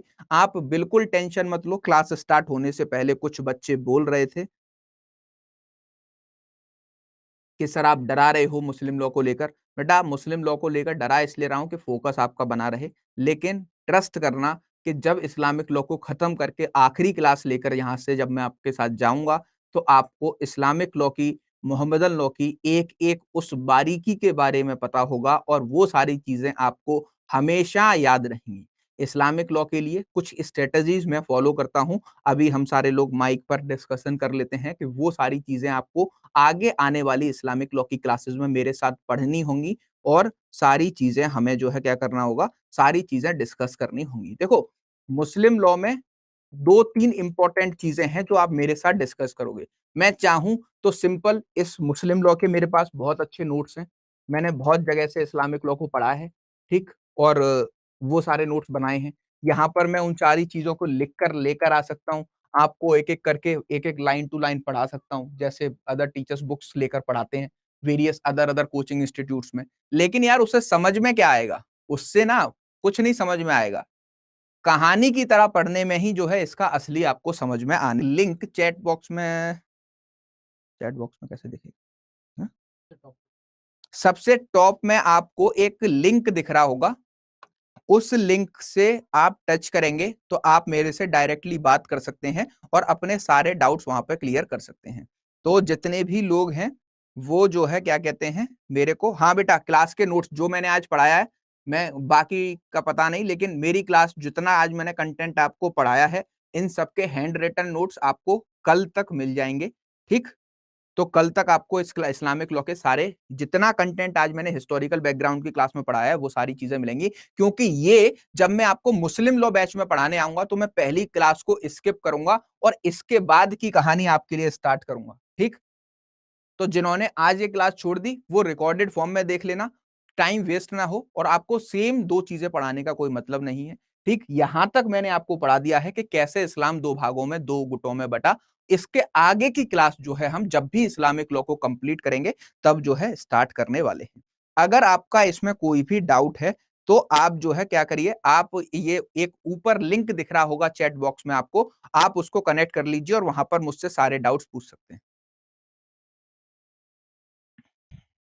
अभी अभी इनेबल नहीं हुआ है, 2 मिनट लगेंगे इनेबल होने में, फिर आप उसको ज्वाइन कर पाएंगे।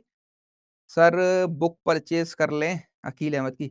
आकांक्षा बेटा बुक परचेज करने की जरूरत नहीं है, जितना मैं इस्लामिक लॉ के प्रोस्पेक्टिव से आपको पढ़ा कर जाऊंगा that is more than sufficient.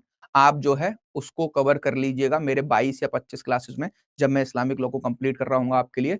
आपके जुडिशरी के पॉइंट ऑफ व्यू से या फिर पूरे ओवरऑल इस्लामिक लॉ के पॉइंट ऑफ व्यू से वो सारी चीजें आपको इजीली समझ आ जाएंगी, आपको कुछ भी इससे बाहर नहीं पूछा जाएगा। दैट इज माई कमिटमेंट कि आपका कोई भी चीज जो है बिल्कुल भी छूटेगी नहीं एग्जाम के प्रोस्पेक्टिव से। अब मिलेंगे किसी नेक्स्ट सब्जेक्ट को जब स्टार्ट करना होगा, ठीक है? चलिए, टेक केयर, गुड बाय। दोस्तों अगर आप करना चाह रहे हैं यूजीसी नेट और जेआरएफ की तैयारी तो आपके लिए बहुत ही बड़ी खुशखबरी है, क्योंकि स्टडी आईक्यू जुडिशरी ने इस बार दिसंबर में आने वाले यूजीसी नेट जेआरएफ की तैयारी कराने के लिए अपना कॉम्प्रिहेंसिव बैच लेकर आए हैं और इस बैच में वो सारे स्टूडेंट्स जो कि इस बार 2025 दिसंबर यूजीसी नेट जेआरएफ को टारगेट करना चाहते हैं, लॉ के फील्ड से एलएलएम करते हुए एलएलएम पास आउट होने के बाद में नेट जेआरएफ के एग्जाम को देना चाहते हैं, उनके लिए ये पूरा कॉम्प्रिहेंसिव बैच एपीयू के कोड को यूज करने के बाद 7,999 में दिया जा रहा है। जितने भी एस्पिरेंट्स तैयारी करना चाहते हैं वो स्टडी आईक्यू के कोर्स में पूरी तरीके से एडमिशन ले सकते हैं। एडमिशन लेने का प्रोसेस क्या होगा वो मैं आपको समझा देता हूं। सबसे पहले आपको गूगल पर जाना है और सर्च करना है स्टडी आईक्यू जुडिशरी। जब आप हमारी ऑफिशियल वेबसाइट पर जाएंगे उस पर क्लिक करते ही आपको देखने को मिलेगा कि जेआरएफ बैच आपको दिखाई दे रहा है। जेआरएफ बैच पर जैसे ही आप टच करते हैं आपके पास बहुत सारे ऑप्शंस खुलकर आते हैं। इसमें आपको लेफ्ट हैंड साइड में दिखाई देगा एंटर कूपन कोड, उसमें आपको मेरा मेंटोरशिप पाने के लिए और मैक्सिमम डिस्काउंट अवेल करने के लिए एपीयू ये मेरा कोड है, इसको यूज करना होगा। जैसे ही आप इस कोड को यूज करेंगे आपको ये बैच 7,999 में पूरी तरीके से मिल जाएगा, वो भी 12 मंथ्स की वैलिडिटी के साथ। तो आप इस तरीके से यूजीसी नेट और जेआरएफ की तैयारी कराने वाले बैच को ज्वाइन कर सकते हैं।